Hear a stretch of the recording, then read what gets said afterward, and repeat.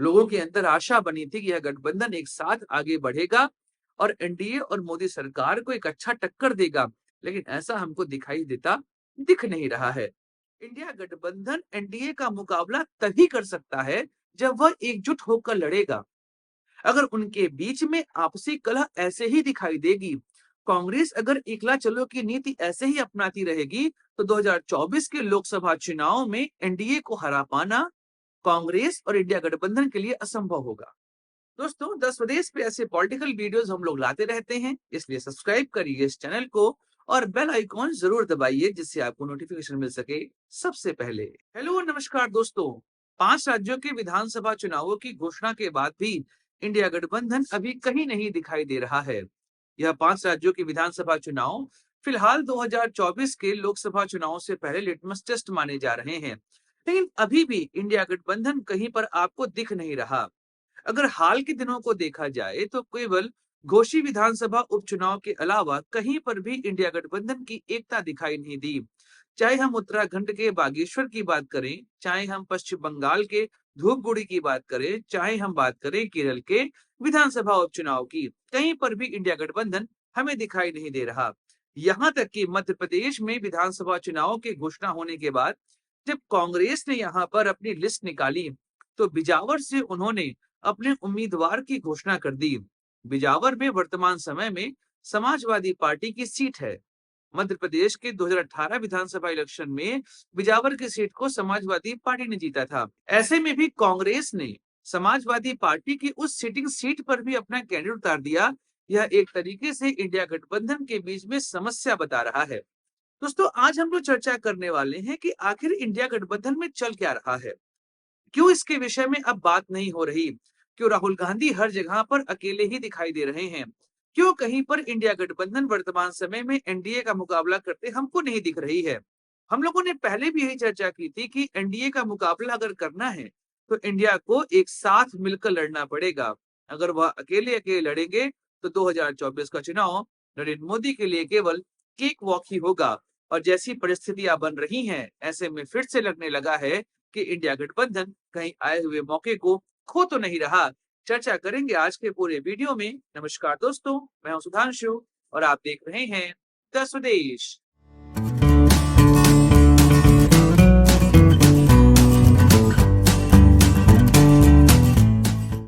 जून के महीने में जब इंडिया गठबंधन की कवायद शुरू हुई, नीतीश कुमार ने पटना में सभी विपक्षी पार्टियों को न्योता दिया कि आइए बैठते हैं, मिलकर बात करते हैं।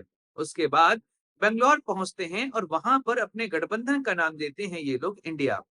और फिर जब यह मुंबई पहुंचते हैं तो वहां से जुड़ेगा भारत और जीतेगा इंडिया का नारा मुखरता से लोगों ने उठाया। उसके बाद जब आप पार्लियामेंट का विशेष सत्र देखेंगे तो वहां पर भी यह सभी पार्टियां एक साथ हमें दिखाई दे रही थी। लेकिन समस्या उस समय उत्पन्न हो रही थी जब सीटों की बात आ रही थी। इंडिया गठबंधन के बीच में अगर किसी बात को लेकर सबसे बड़ा मनमुटाव है तो उसके पीछे केवल 2 कारण हैं। पहला, कि सीटों का बंटवारा किस तरीके से किया जाएगा, और दूसरा, प्रधानमंत्री का चेहरा कौन होगा। देखिए, दूसरे पर तो एक बार बात शांत रखी जा सकती है, बिकॉज जब सरकार बनेगी, चुनाव जीते जाएंगे, उसके बाद प्रधानमंत्री कौन बनेगा इस पर चर्चा हो सकती है। लेकिन अब बात यहाँ पर यह है कि वर्तमान समय में सीटों का बंटवारा तो सही समय पे करना पड़ेगा। अगर आप हालिया उपचुनावों को देखेंगे या इन 5 राज्यों के विधानसभा चुनावों को देखेंगे तो इसमें इंडिया गठबंधन में एकता हमें दिखाई नहीं दे रही है। पहले हम 5 राज्यों के जो उपचुनाव हुए थे उनकी चर्चा करते हैं,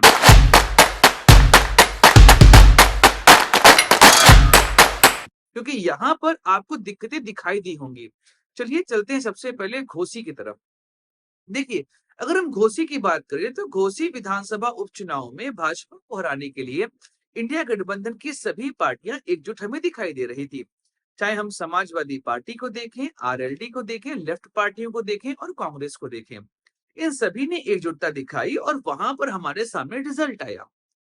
पीडीए बनाम एनडीए, जिस तरीके से समाजवादी पार्टी ने वहां पर लीड किया, उसका रिजल्ट था कि भारतीय जनता पार्टी को घोसी विधानसभा उपचुनाव में हार मिली थी। लेकिन अगर हम यहीं पर चलते हैं बागेश्वर, जो कि उत्तराखंड की सीट है, वहां पर समस्या देखने को मिली कि भाजपा वर्सेस कांग्रेस था। और उसके बाद भी समाजवादी पार्टी ने वहां पर अपना कैंडिडेट उतार दिया।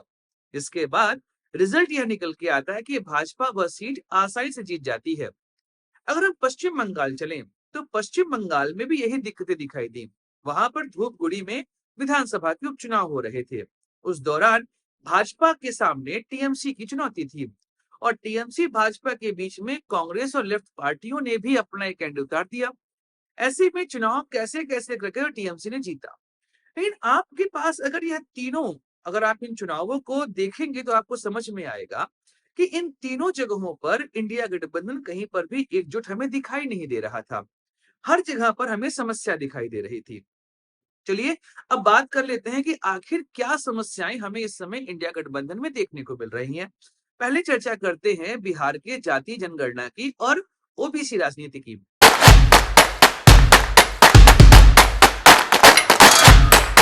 दोस्तों, अगर ओबीसी की राजनीति को देखा जाए तो यूपी और बिहार में ओबीसी की राजनीति करने के लिए समाजवादी पार्टी, और अगर हम बात करें बिहार की तो वहां पर आरजेडी और जेडीयू है। यह यहाँ पर इन्हीं तबकों की राजनीति करते हमें दिखाई देते हैं। ऐसे में जब जातीय जनगणना हुई और पता चला कि बिहार में 63% आबादी जो है वो ओबीसी कम्युनिटी से बिलोंग करती है, उसके बाद से राहुल गांधी ने ओबीसी का मुद्दा अपने पास ले लिया। अब ओबीसी का मुद्दा उन्होंने उठाया, उसके बाद हर चुनाव प्रचार में वो यह कहते दिखाई दे रहे हैं, जितनी आबादी उतना हक। ऐसे में इंडिया गठबंधन में वोट बैंक को लेकर ही आपसी कलह देखने को मिलेगी, क्योंकि राहुल गांधी उस सेगमेंट में एंट्री कर रहे हैं जो इंडिया गठबंधन का मुख्य आधार है। आरजेडी, जेडीयू, समाजवादी पार्टी, यह ऐसी पार्टियां हैं जिनका वोट बैंक ओबीसी कम्युनिटी है। ऐसे में राहुल गांधी का इस वोट बैंक में सेंध लगाना भी इंडिया गठबंधन की इन पार्टियों को रास नहीं आएगा। और आप देखेंगे कास्ट सेंसस के बाद से राहुल गांधी जब से इस मुद्दे को उठा रहे हैं, उस समय से इंडिया गठबंधन का कोई भी नेता कांग्रेस के साथ हमें दिखाई नहीं दे रहा। अगला चर्चा कर लेते हैं संजय सिंह का मुद्दा।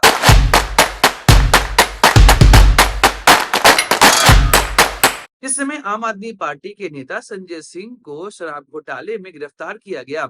यह एक ऐसा समय था जब इंडिया गठबंधन के सभी नेताओं को एक मंच पे आना चाहिए था। सब एक साथ आकर संजय सिंह की गिरफ्तारी का विरोध करते। लेकिन हुआ क्या? कांग्रेस ने दिल्ली में आम आदमी पार्टी का विरोध करना शुरू कर दिया।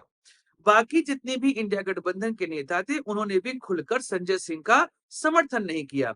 ऐसे में वर्तमान समय में संजय सिंह अभी भी जेल में है। किसी भी इंडिया गठबंधन के नेता ने शराब के इस घोटाले के दौरान जिस तरीके से संजय सिंह को गिरफ्तार किया, उसके विरुद्ध किसी ने कुछ भी नहीं कहा। ऐसे में इंडिया गठबंधन की एकता हमें दिखाई नहीं दे रही है। अब बात यहाँ पर यह है कि आम आदमी पार्टी भी इसकी बहुत जिम्मेदार है। अगर हम दिल्ली और पंजाब को देखें तो यहाँ पर आम आदमी पार्टी और कांग्रेस के बीच में कलह हमें साफ दिखाई दे रही है।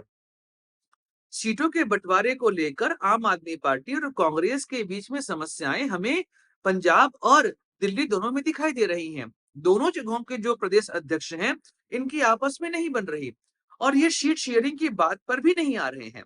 इनका साफ कहना है कि भाई हम जहां पर जीते हैं वहां पर चुनाव लड़ेंगे। इधर आप देखेंगे तो छत्तीसगढ़, मध्य प्रदेश और राजस्थान, इन तीनों जगहों पर आम आदमी पार्टी ने अपने कैडर उतार दिए। ममता बनर्जी ने एक फॉर्मूला दिया था। उस फॉर्मूले की बात यह थी कि ममता बनर्जी ने कहा था कि भाई जो पार्टी जिस राज्य में मजबूत है वहां पर वह लड़े। ऐसे में दिक्कत अब ये आ रही है कि भाई जो राज्य में विधानसभा चुनाव है, क्या इंडिया गठबंधन के रूप में हमें राज्यों की विधानसभा चुनाव में देखने को नहीं मिलेगा? क्या वह केवल केंद्र की राजनीति करती दिखाई देगा? अगर आप मध्य प्रदेश का वर्तमान किस्सा देखेंगे तो समाजवादी पार्टी ने बड़ा प्रयास किया कि वह कांग्रेस के साथ मध्य प्रदेश में गठबंधन कर ले। 2018 के विधानसभा चुनाव में समाजवादी पार्टी ने बिजावर की सीट जीती थी, और उनके समर्थन से ही उस समय कांग्रेस ने अपनी सरकार बनाई थी। ज्योतिरादित्य सिंधिया उस समय कांग्रेस से अपने आप को अलग कर लिए, जिस वजह से सरकार गिर जाती है। पर अगर आपको याद हो तो 18 के चुनावों में कांग्रेस की सरकार निर्दलीयों और समाजवादी पार्टी के समर्थन से बनी थी। ऐसे में समाजवादी पार्टी ने कहा कि भाई हमारे साथ आप गठबंधन कर लीजिए, हम साथ में चुनाव लड़ेंगे। लेकिन बिजावर की सीट पर भी कांग्रेस ने अपना उम्मीदवार उतार दिया। तो समाजवादी पार्टी की तरफ से अखिलेश यादव ने साफ कहा कि भाई इंडिया गठबंधन को आप किस तरीके से आगे ले चलना चाहते हैं। क्या इंडिया गठबंधन केवल और केवल केंद्र के चुनावों के लिए है? क्या राज्य के चुनावों में इंडिया गठबंधन का कोई रोल नहीं होगा? अगर ऐसा होगा, तो भाई फिर 2027 के चुनावों में जो विधानसभा चुनाव उत्तर प्रदेश में होंगे, वहां पर भी हम आपसे गठबंधन नहीं करेंगे। और कांग्रेस की स्थिति उत्तर प्रदेश में कितनी मजबूत है, ये हम सब जानते हैं। उत्तर प्रदेश में कांग्रेस को सपा के बैसाखी की आवश्यकता होगी। बिना सपा के बैसाखी की कांग्रेस वहां पर 10 सीट नहीं जीत सकती। ऐसे में अगर समाजवादी पार्टी को कांग्रेस ने मध्य प्रदेश में सही रिस्पेक्ट दी होती, तो फिलहाल हम यह कह सकते थे कि इंडिया गठबंधन आने वाले चुनावों में बीजेपी का सामना कर सकता है। लेकिन जैसा माहौल बन रहा है, ऐसे माहौल में हमें इंडिया गठबंधन में एकता देखने को नहीं मिल रही है। और इस एकता न होने की वजह से एनडीए को हरा पाना, हमें नहीं लग रहा कि एनडीए को हरा पाएगी इंडिया गठबंधन। राहुल गांधी इस समय एकला चलो की नीति ही अपना रहे हैं। वो हर तरफ एक ही जैसे मुद्दे उठा रहे हैं। कहीं पर भी इंडिया गठबंधन को वो साथ लेके चलते हुए हमें दिखाई नहीं दे रहे हैं। ऐसे में क्या राहुल गांधी के अंदर भी वह एकला चलो की भावना हमें दिखाई दे रही है? क्या राहुल गांधी आने वाले चुनावों में अलग पड़ के चुनाव लड़ना चाहते हैं?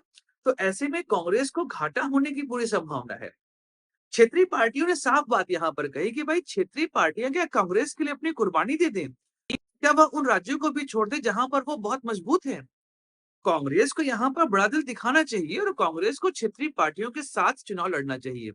लेकिन आप अगर देखेंगे तो क्षेत्रीय पार्टियों का सहयोग करने के लिए कांग्रेस अभी तैयार नहीं दिख रही है। तेलंगाना में भी कांग्रेस एकदम अकेले लड़ना चाहती है। मध्य प्रदेश, छत्तीसगढ़, राजस्थान में भी लड़ रही है। राजस्थान में उन्होंने आरएलडी से गठबंधन तो कर लिया है, पर मध्य प्रदेश में सपा के साथ नहीं किया। ऐसे में आरएलडी के नेता जयंत चौधरी ने साफ कहा, उन्होंने कहा कि भाई बिजावर की सीट पर कांग्रेस ने अपना उम्मीदवार उतारकर अच्छा नहीं किया। या इंडिया गठबंधन के बीच में जो सामंजस्य बना है, उस सामंजस्य को खराब करने की पूरी नीति है। एक बात यहाँ पर हमें ध्यान रखना पड़ेगा।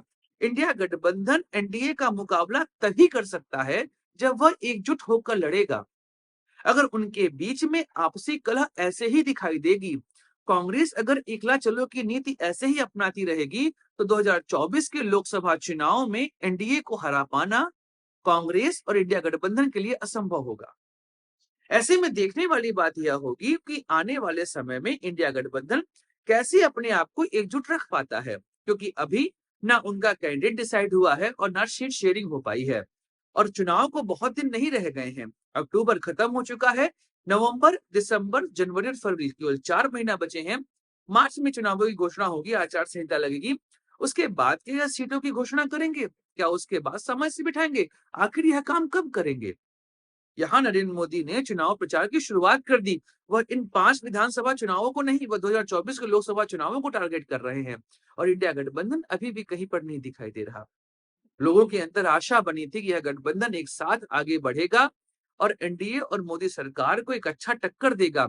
लेकिन ऐसा हमको दिख नहीं रहा है। अब देखेंगे आने वाले समय में ऊंट किस करवट बैठेगा। इंडिया गठबंधन क्या एक मंच पर फिर से आ पाएंगे और चुनावों की रणनीति तय कर पाएंगे? बात करेंगे आने वाले वीडियो में। तो फिर जारी अपने दोस्त सुधांशु को लाइक करिए, शेयर करिए, सब्सक्राइब करिए इस चैनल को। जय हिंद, वंदे मातरम, भारत माता की जय।